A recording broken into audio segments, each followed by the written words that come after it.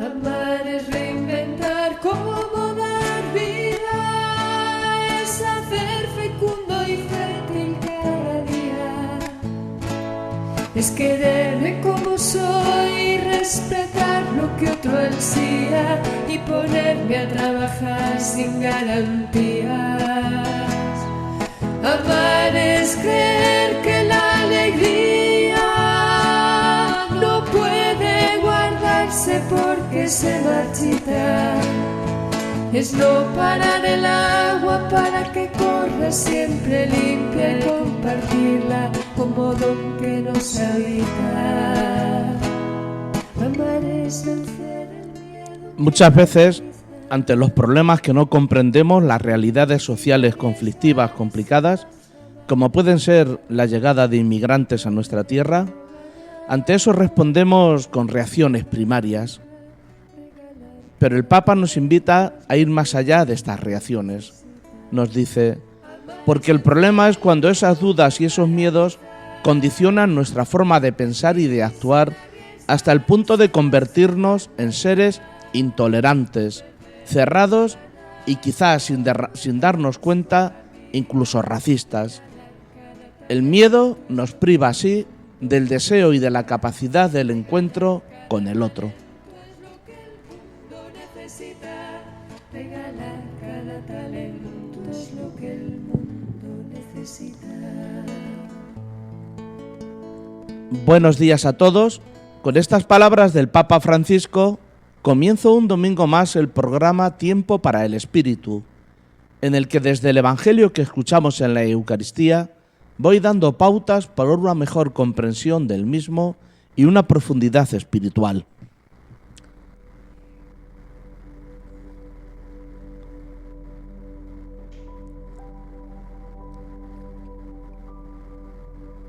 Comienzo leyendo el Evangelio, que hoy es de San Marcos también. Aquel día, al atardecer, les dice Jesús a sus discípulos: vámonos a la otra orilla. Dejando a la gente, se llevaron en barca como estaba, y otras barcas los acompañaban. En esto se levantó una fuerte tempestad, y las olas rompían contra la barca hasta casi llenarla de agua. Jesús estaba en la popa, dormido sobre un cabezal. Lo despertaron diciéndole: Maestro, ¿no te importa que nos hundamos? Jesús se puso en pie, increpó al viento y dijo al mar: Silencio, enmudece. El viento cesó y vino una gran calma. Él les dijo: ¿por qué teníais miedo? ¿Aún no tenéis fe? Se llenaron de miedo y se decían unos a otros: ¿pero quién es este? Hasta el viento y el mar le obedecen.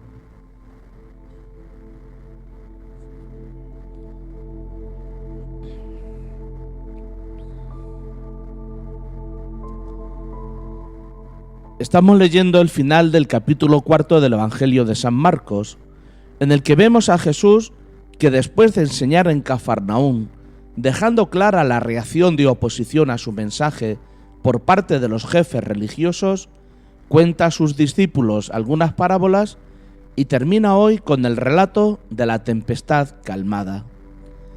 Solemos decir que es un milagro, pero los milagros, llamados de naturaleza, son los que menos probabilidades tienen de responder a hechos históricamente reales. Son todo simbolismo.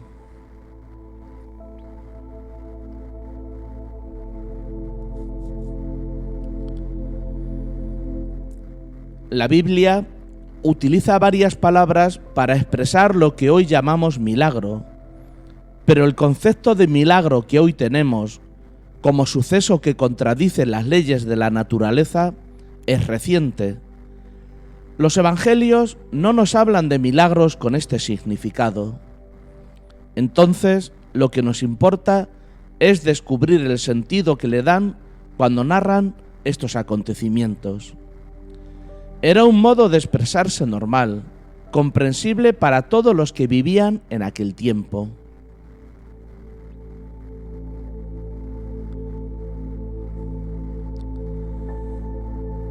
En tiempos de Jesús, nadie se cuestionaba la posibilidad de los milagros. Hay una frase que nos dice: nuestros mayores creían gracias a los milagros, nosotros creemos a pesar de ellos. Los milagros del Nuevo Testamento se han acabado como tales milagros. Debemos valorarlos con otra perspectiva.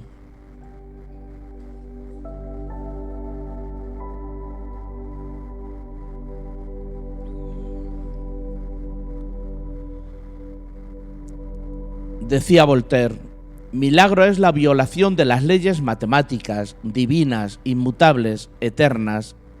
Por esta sola razón, un milagro es una contradicción en términis, como si Dios mismo se saltara las leyes que ha creado. Por esto los milagros hay que verlos como relatos llenos de simbolismos para expresar el poder de Dios sobre todo lo que Él mismo ha creado.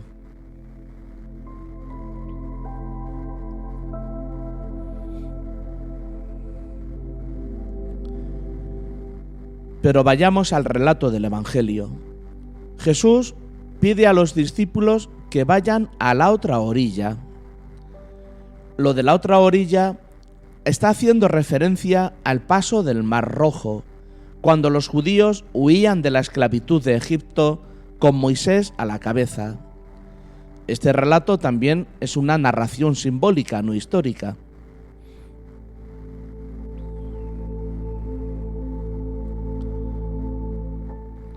En la otra orilla del Mar Rojo estaba la libertad, la tierra prometida, pero en la otra orilla del Mar de Galilea está la tierra de los paganos, por lo que al embarcarse Jesús les hace una invitación a descubrir la universalidad del Evangelio, más allá del ámbito judío, que se opone al mismo Evangelio y a la apertura.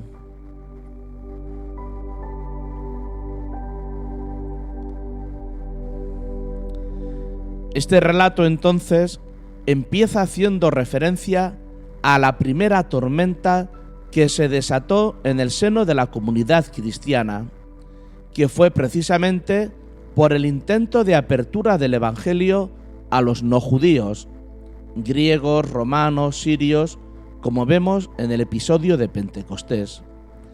Apertura a la que se oponían muchos cristianos, apóstoles como Santiago, el hermano del Señor, o Pedro, a los que convenció San Pablo de la necesidad de anunciar el Evangelio al mundo grecorromano. Esto ocurrió en el primer concilio de la Iglesia, el de Jerusalén, hacia el año 45.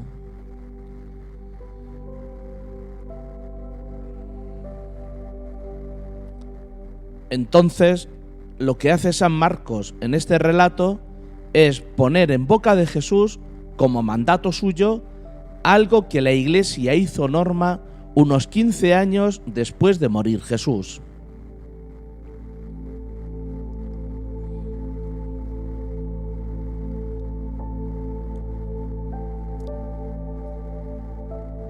Seguimos con más simbolismos. El mar en la Biblia es símbolo del caos, lugar tenebroso de constantes peligros. Los judíos, cuando estuvieron desterrados en Babilonia, tuvieron contacto con el mito mesopotámico de la creación, el poema Enuma Elis, donde el dios Marduk debe luchar contra la diosa Tiamat, que representa el mar, para poder crear el universo. El mar simboliza el peligro, la amenaza a la vida, como un tsunami que devora y destruye la tierra firme. Los judíos, a la vuelta del destierro, transpusieron ese relato del dios Marduk contra Tiamat en lo que fueron las primeras páginas del Génesis de la creación de Dios. La primera lectura de hoy del libro de Job recoge este tema, pero despojándolo de sus connotaciones politeístas. El mar no es una diosa, es una fuerza caótica que amenaza con cubrirlo todo. Dios no le machaca el cráneo ni descuartiza a ningún otro dios, como hace Marduk con Tiamat. El dios del Génesis se limita a encerrar el mar con doble puerta, a fijarle unos límites, para crear la tierra seca contra la que se romperá el orgullo de sus olas.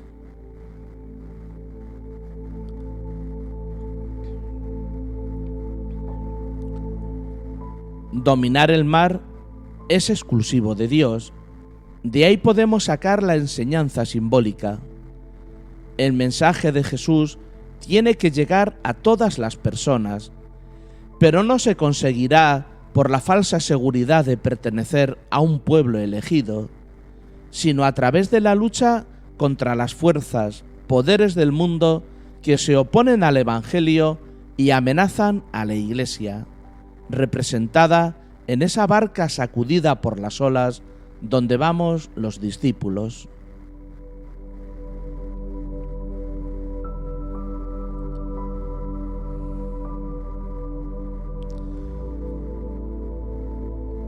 Nos sigue diciendo el relato que mientras todos estaban muertos de miedo por la tempestad que los sacudía, Jesús dormía. Hay que tener en cuenta que se llama también cabezal a la especie de almohada donde se colocaba la cabeza de un muerto, con lo que Jesús, descansando o reposado en el cabezal, hace clara referencia a una situación pospascual.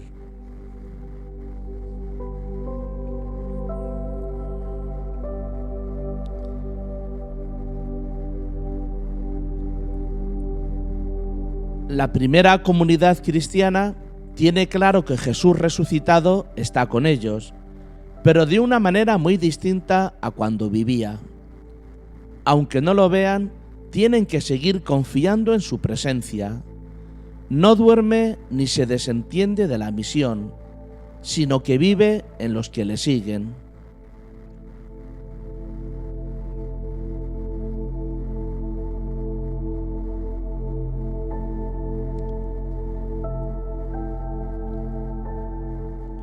Los discípulos le dicen: ¿no te importa que nos hundamos? La necesidad extrema les obliga a pedir ayuda a Jesús como último recurso. Las palabras que le dirigen indican su estado de ánimo.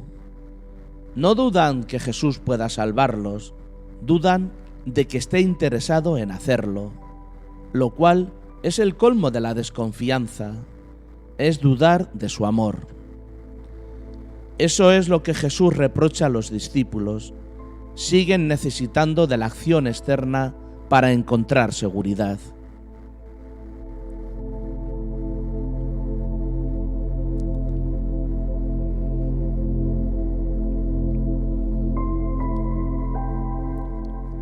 Jesús se levantó e increpó al viento y dijo al mar: «Silencio, cállate». Son las mismas palabras que Jesús dirige a los espíritus inmundos. Además, en singular, como queriendo personalizar al viento. La palabra ruá, viento, significa también espíritu. Por tanto, es un viento que perjudica a la vida, es un mal espíritu.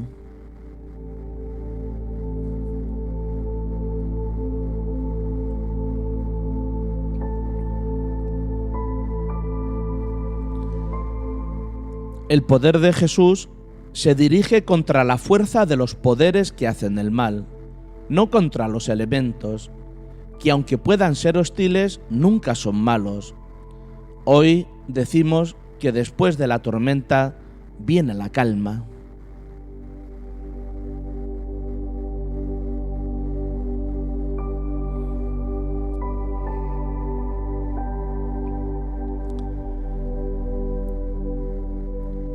Luego Jesús dice a sus discípulos: ¿por qué sois tan cobardes?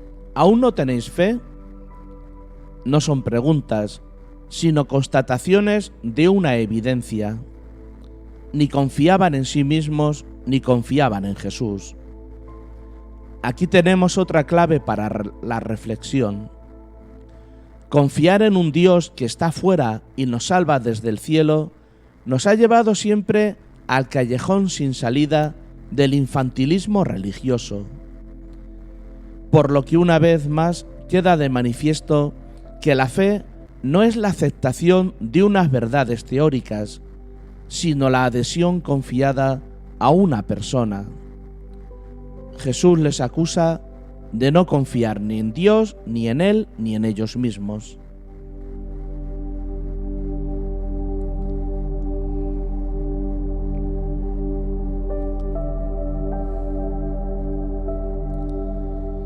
Ante este panorama, los discípulos se preguntan: ¿quién es este?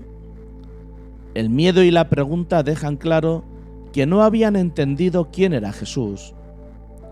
El relato no tiene en cuenta que San Marcos ya había adelantado a varios títulos divinos aplicados a Jesús desde la primera línea de su Evangelio, que nos dice: orígenes de la buena noticia de Jesús, Mesías, Hijo de Dios.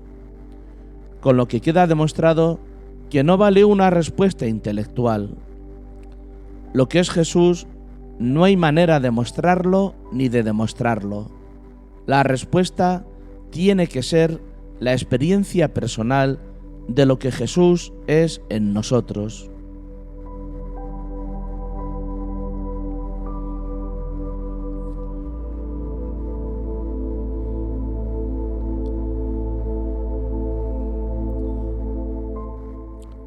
El Evangelio nos invita continuamente a cruzar a la otra orilla, pero estamos tan seguros en nuestra orilla que no será fácil que nos arriesguemos a cruzar el mar.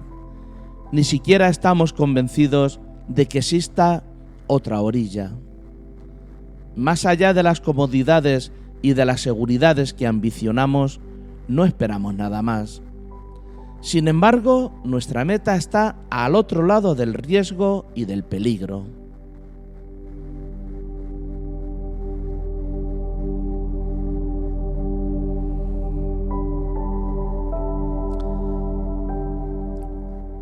La falta de confianza sigue siendo la causa de que no nos atrevamos a dar el paso. No terminamos de creer que Dios va en nuestra propia barca, que está siendo en nosotros.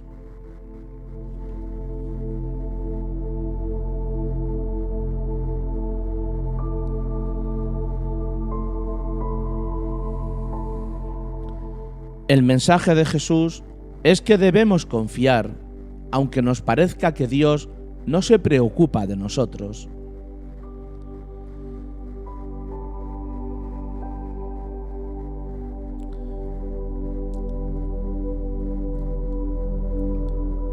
El enemigo del hombre no es la naturaleza, sino una falsa visión de la misma. La naturaleza es siempre buena. Dios no tiene que rectificar su obra para que los hombres confíen en Él. Flaco favor haría Jesús a sus discípulos si accediera a entrar en la dinámica de un Dios que pone su poder al servicio de los buenos. Jesús más bien nos habla de un Dios que se identifica con ellos, también en las circunstancias más adversas.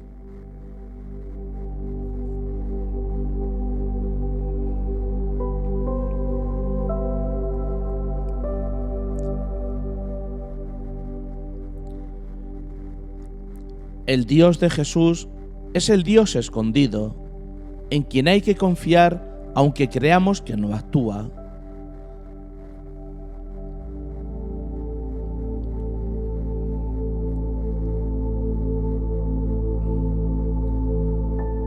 Dios está siempre dormido, su silencio será siempre absoluto, ni tiene palabras ni instrumentos para hacer ruido. Mientras no busquemos a Dios en el silencio, nos encontraremos con un ídolo fabricado a nuestra imagen y semejanza. No son las acciones espectaculares de Dios las que nos tienen que llevar a confiar en Él, sino el encuentro silencioso y callado en lo profundo de uno mismo.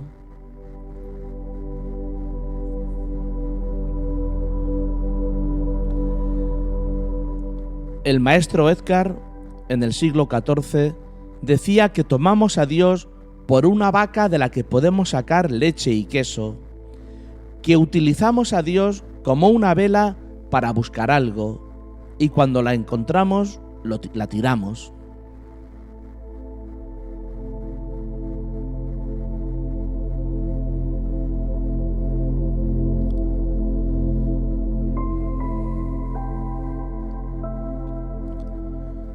La idea de un Dios que pone su poder a mi servicio es nefasta, porque no se trata de confiar en otro, sino de confiar en que Él está más cerca de mí que yo mismo.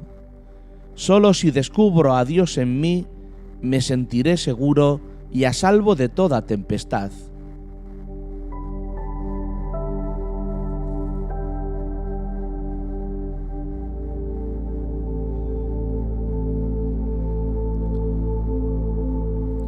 Quizá aún no hemos sentido que la fe es una experiencia de amor que nos empuja, nos levanta, nos pone en camino, nos saca de la casa y la tierra que habitamos, para llevarnos a habitar otras casas y otras tierras fiados del amor de Dios, sin que nos venzan las dificultades.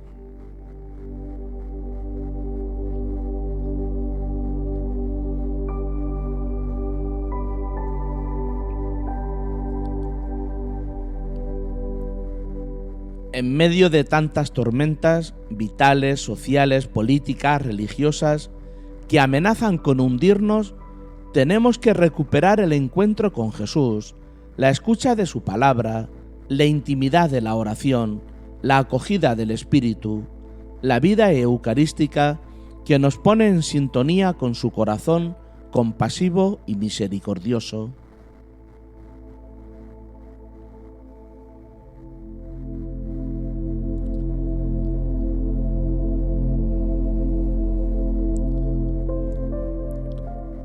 Solo en la tarea de construir la fraternidad y tender puentes podemos sentir que la tormenta se calma, porque el modo de ser de Dios vuelve cada cosa a su sitio, vuelve a dar sentido a todo, también a los mares embravecidos que surcamos.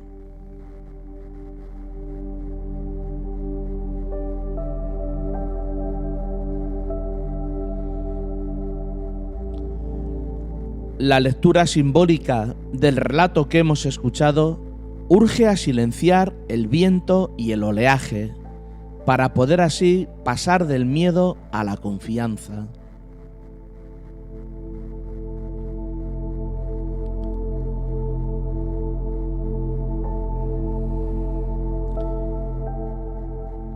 Silenciar el viento y el oleaje es silenciar la mente y atender lo que queda. Solo así nos descubrimos en nuestra identidad profunda, como plenitud de vida que está desplegándose en nuestra persona particular. Así accedemos a la conciencia de unidad que transformará nuestro modo de ver y de vivir.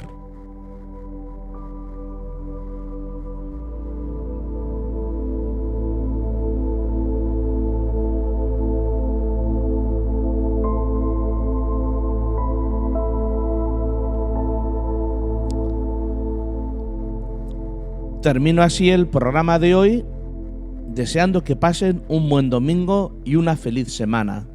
Gracias a Julia Lises por estar en el estudio de grabación. Me despido con una nueva canción de Salomé Arricibita, El pescador.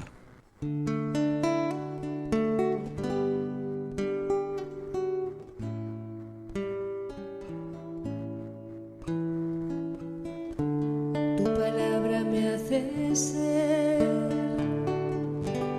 tu mirada me hace ver, tu amor me sana y ahora sé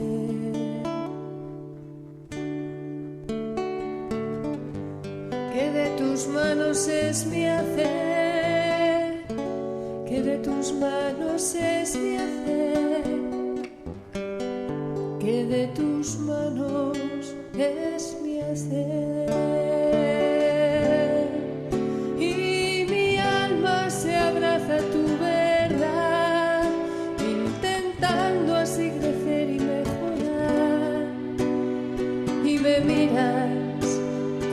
como solo tú sabes mirar.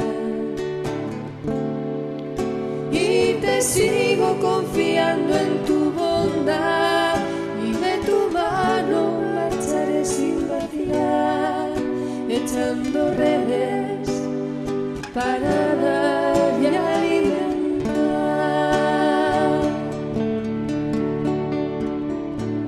Me nombras y renace mi vida, me tocas y me estremece la alegría, me hablas y es tu voz la que me guía. Me invitas a seguirte cada día, me invitas a seguirte cada día, me invitas a seguirte cada día. Y soy yo, pero sabiéndome en tu amor, y ahora siento que por fin tengo el valor para salir, para vivir pese al temor de no saber a dónde voy. Y de tu mano marcharé sin vacilar, echando redes para dar y alimentar.